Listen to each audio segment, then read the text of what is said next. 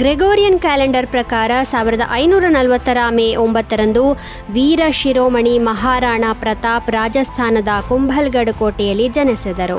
ಅವರು ಮೇವಾರ ಸಾಮ್ರಾಜ್ಯದ ಸಿಸೋಡಿಯಾ ರಜಪೂತ ರಾಜವಂಶದ ರಾಜರಾಗಿದ್ದರು.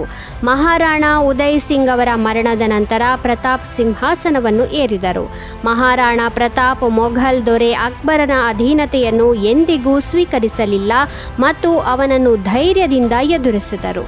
ಅವರ ಯುದ್ಧ ಕೌಶಲ್ಯ ಮತ್ತು ಶೌರ್ಯದ ಹಲವು ಕಥೆಗಳಿದ್ದರೂ ಅವರು ವಿಶೇಷವಾಗಿ ಹಲ್ದಿಘಾಟಿ ಯುದ್ಧಕ್ಕೆ ಹೆಸರುವಾಸಿಯಾಗಿದ್ದಾರೆ. ಅವರು ಮೊಘಲರ ವಿರುದ್ಧ ಈ ಯುದ್ಧವನ್ನು ಮಾಡಿದರು. ಯುದ್ಧವು 1576ರ ಜೂನ್ 18ರಂದು ಪ್ರಾರಂಭವಾಯಿತು. ಇದರಲ್ಲಿ ಮೊಘಲ್ ಸೈನ್ಯದ ನೇತೃತ್ವವನ್ನು ಅಮೇರ್ನ ರಾಜ 1ನೇ ಮಾನ್ ಸಿಂಗ್ ವಹಿಸಿದ್ದರು. ಪ್ರತಾಪರ ಸೈನ್ಯವು ಅಕ್ಬರನ ಸೈನ್ಯಕ್ಕಿಂತ ಕಡಿಮೆ ಸಂಖ್ಯೆಯಲ್ಲಿತ್ತು. ಎರಡೂ ಸೈನ್ಯಗಳ ಅನುಪಾತವು 1:4ರಷ್ಟಿತ್ತು ಎಂದು ಹೇಳಲಾಗುತ್ತದೆ. ಆದರೆ ಇದರ ಹೊರತಾಗಿಯೂ ಮಹಾರಾಣಾ ಪ್ರತಾಪ್ ಈ ಯುದ್ಧದಲ್ಲಿ ಮೊಘಲರನ್ನು ಸೋಲಿಸಿದರು. ಹಲ್ದಿಘಾಟಿ ಯುದ್ಧದ ಬಗ್ಗೆ ದೇಶದ ತಥಾಕಥಿತ ಬುದ್ಧಿಜೀವಿ ವರ್ಗವು ಈ ಯುದ್ಧದಲ್ಲಿ ಅಕ್ಬರನ ಸೈನ್ಯದ ಮುಂದೆ ಮಹಾರಾಣಾ ಪ್ರತಾಪ್ ದುರ್ಬಲನಾಗಿದ್ದನೆಂದು ನಂಬುತ್ತದೆ. ಆದರೆ ಇತಿಹಾಸವು ಬೇರೆಯದನ್ನೇ ಹೇಳುತ್ತದೆ. ಹಲ್ದಿಘಾಟಿಯ ಬಗ್ಗೆ ಸಂಶೋಧನೆ ನಡೆಸಿರುವ ಡಾಕ್ಟರ್ ಚಂದ್ರಶೇಖರ ಶರ್ಮಾ ಅವರು ದಿ ಲಲ್ಲಾನ್ ಟಾಪ್ನಲ್ಲಿ ಹೀಗೆ ಹೇಳುತ್ತಾರೆ: ಹಲ್ದಿಘಾಟಿ ಯುದ್ಧದಲ್ಲಿ ಗೆದ್ದವರು ಯಾರು ಎಂಬುದನ್ನು ಕೆಲವು ಪುರಾವೆಗಳ ಆಧಾರದ ಮೇಲೆ ನಾನು ನಿಮಗೆ ವಿವರಿಸುತ್ತೇನೆ. ಮೊಘಲ್ ಸೈನ್ಯವು ಹಲ್ದಿಘಾಟಿಗೆ ತೆರಳಿದಾಗ ಅಕ್ಬರನು ಮಹಾರಾಣಾ ಪ್ರತಾಪನನ್ನು ಜೀವಂತವಾಗಿ ಅಥವಾ ಕೊಂದು ತರಬೇಕು ಎಂದು ಕಟ್ಟುನಿಟ್ಟಾದ ಸೂಚನೆಗಳನ್ನು ನೀಡಿದ್ದ. ಆದರೆ ಮೊಘಲ್ ಸೈನ್ಯವು ಮಹಾರಾಣರನ್ನು ಜೀವಂತವಾಗಿ ಅಥವಾ ಸತ್ತಂತೆಯೂ ಸೆರೆ ಹಿಡಿಯಲು ಸಾಧ್ಯವಾಗಲಿಲ್ಲ. ಎರಡನೇ ಪುರಾವೆ: ಯುದ್ಧದ ನಂತರ ಮೊಘಲ್ ಸೇನಾಧಿಪತಿ ಮಾನ್ ಸಿಂಗ್ ಅಕ್ಬರನ ಆಸ್ಥಾನವನ್ನು ತಲುಪಿದಾಗ ಅಕ್ಬರ್ ತನ್ನ ಅಂಗಣವನ್ನು ಮುಚ್ಚಲು ಆದೇಶವನ್ನು ಹೊರಡಿಸಿದ. ಬಾಗಿಲು ಮುಚ್ಚುವುದು ಎಂದರೆ ಆ ವ್ಯಕ್ತಿ ರಾಜನ ಮುಂದೆ ಬರಲು ಸಾಧ್ಯವಿಲ್ಲ. ಮಾನ್ ಸಿಂಗ್ ವಿಜಯಿಯಾಗಿ ಬಂದಿದ್ದರೆ ಅಕ್ಬರ್ ಅವನಿಗೆ ಬಹುಮಾನ ನೀಡುತ್ತಿದ್ದ. ಹಾಗಾದರೆ ಮುಖಮಂಟಪವನ್ನು ಯಾಕೆ ಮುಚ್ಚಲಾಯಿತು? ಇದು ಅವರು ನೀಡಿದ ಪುರಾವೆಗಳು. ಡಾಕ್ಟರ್ ಚಂದ್ರಶೇಖರ ಶರ್ಮಾ ಅವರ ಈ ಪುರಾವೆಗಳ ಆಧಾರದ ಮೇಲೆ ಹಲ್ದಿಘಾಟಿ ಯುದ್ಧದ ಐತಿಹಾಸಿಕ ಸಂಗತಿಗಳನ್ನು ಬದಲಾಯಿಸಲು ಬೇಡಿಕೆಯನ್ನು ಇರಿಸಲಾಯಿತು.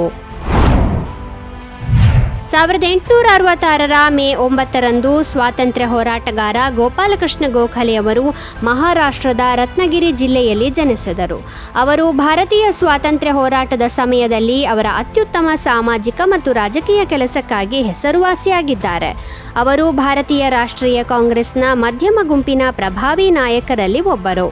1905ರಲ್ಲಿ ನಡೆದ ಬನಾರಸ್ ಅಧಿವೇಶನದಲ್ಲಿ ಅವರು ಕಾಂಗ್ರೆಸ್ ಅಧ್ಯಕ್ಷರಾಗಿ ಆಯ್ಕೆಯಾದರು. ಈ ಅಧಿವೇಶನದಲ್ಲಿ ಕಾಶಿ ಹಿಂದೂ ವಿಶ್ವವಿದ್ಯಾನಿಲಯಕ್ಕೆ ಅಡಿಪಾಯ ಹಾಕಲಾಯಿತು. ನಂತರ ಮಧ್ಯಮ ಮತ್ತು ಇತರ ಗುಂಪುಗಳ ನಡುವೆ ಭಿನ್ನಾಭಿಪ್ರಾಯ ಉಂಟಾದಾಗ ಪಕ್ಷವು 1907ರಲ್ಲಿ 2 ಭಾಗವಾಯಿತು. ಆದರೆ ಸೈದ್ಧಾಂತಿಕ ಭಿನ್ನಾಭಿಪ್ರಾಯಗಳ ನಡುವೆಯೂ ಗೋಪಾಲಕೃಷ್ಣ ಗೋಖಲೆಯವರು ಗರಂ ದಳದ ನಾಯಕ ಲಾಲಾ ಲಜಪತ್ ರಾಯ್ ಅವರ ಬಿಡುಗಡೆಗಾಗಿ ಪ್ರಚಾರ ನಡೆಸಿದ್ದರು. ಗೋಖಲೆಯವರು 1908ರಲ್ಲಿ ರಾನಡೆ ಇನ್ಸ್ಟಿಟ್ಯೂಟ್ ಆಫ್ ಎಕನಾಮಿಕ್ಸ್ ಅನ್ನು ಸ್ಥಾಪಿಸಿದರು. ಗಾಂಧಿಯವರು ಗೋಖಲೆಯವರನ್ನು ತಮ್ಮ ರಾಜಕೀಯ ಗುರು, ಸಲಹೆಗಾರ ಮತ್ತು ಮಾರ್ಗದರ್ಶಕ ಎಂದು ತಮ್ಮ ಆತ್ಮಚರಿತ್ರೆ ಮೈ ಎಕ್ಸ್ಪೆರಿಮೆಂಟ್ಸ್ ವಿತ್ ದ ಟ್ರುತ್ನಲ್ಲಿ ವಿವರಿಸಿದ್ದಾರೆ. ಗಾಂಧೀಜಿಯವರು ಗೋಖಲೆಯವರ ಕುರಿತು ಧರ್ಮಾತ್ಮ ಗೋಖಲೆ ಎಂಬ ಪುಸ್ತಕವನ್ನು ಬರೆದಿದ್ದರು. 1947ರ ಮೇ 9ರಂದು ವಿಶ್ವ ಬ್ಯಾಂಕ್ ಮೊದಲ ಬಾರಿಗೆ ಒಂದು ದೇಶಕ್ಕೆ ಸಾಲವನ್ನು ನೀಡಿತು. 1946ರ ಜೂನ್ 26ರಂದು ವಿಶ್ವ ಬ್ಯಾಂಕ್ ಅಧಿಕೃತವಾಗಿ ಕಾರ್ಯನಿರ್ವಹಿಸಲು ಪ್ರಾರಂಭಿಸಿದಾಗ ಸಾಲಕ್ಕಾಗಿ ಮೊದಲ ಅರ್ಜಿ ಫ್ರಾನ್ಸ್ನಿಂದ ಬಂದಿತ್ತು.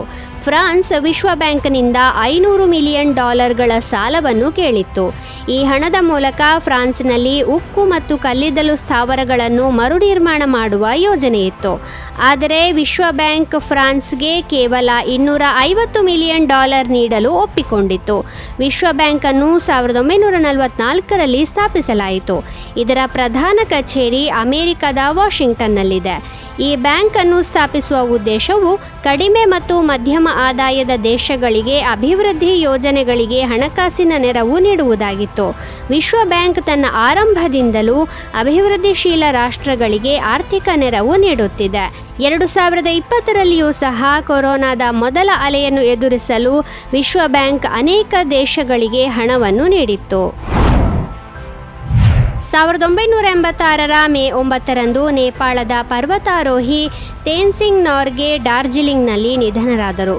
1953 ಮೇ 29ರಂದು ತೇನ್ಸಿಂಗ್ ನಾರ್ಗೆ ಮತ್ತು ಎಡ್ಮಂಡ್ ಹಿಲರಿ ಮೌಂಟ್ ಎವರೆಸ್ಟ್ ಶಿಖರವನ್ನು ತಲುಪಿದರು.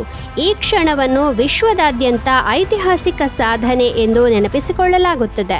ಈ ಅಭೂತಪೂರ್ವ ಯಶಸ್ಸಿನಿಂದಾಗಿ ಪ್ರತಿ ವರ್ಷ ಮೇ 29ರಂದು ಅಂತಾರಾಷ್ಟ್ರೀಯ ಎವರೆಸ್ಟ್ ದಿನವನ್ನು ಆಚರಿಸಲಾಗುತ್ತದೆ. ಮೌಂಟ್ ಎವರೆಸ್ಟ್ ಹಿಮಾಲಯ ಪರ್ವತ ಶ್ರೇಣಿಯ ಪರ್ವತವಾಗಿದ್ದು ನೇಪಾಳ ಮತ್ತು ಟಿಬೆಟ್ ನಡುವೆ ಇದೆ. ಮೇ 28ರಂದು ತೇನ್ಸಿಂಗ್ ನಾರ್ಗೆ ಮತ್ತು ಹಿಲರಿ ಆರೋಹಣವನ್ನು ಪ್ರಾರಂಭಿಸಿದರು ಮತ್ತು 1953 ಮೇ 29ರಂದು ಇಬ್ಬರು ಮೌಂಟ್ ಎವರೆಸ್ಟ್ ಶಿಖರವನ್ನು ಏರುವ ಮೂಲಕ ಇತಿಹಾಸವನ್ನು ಸೃಷ್ಟಿಸಿದರು.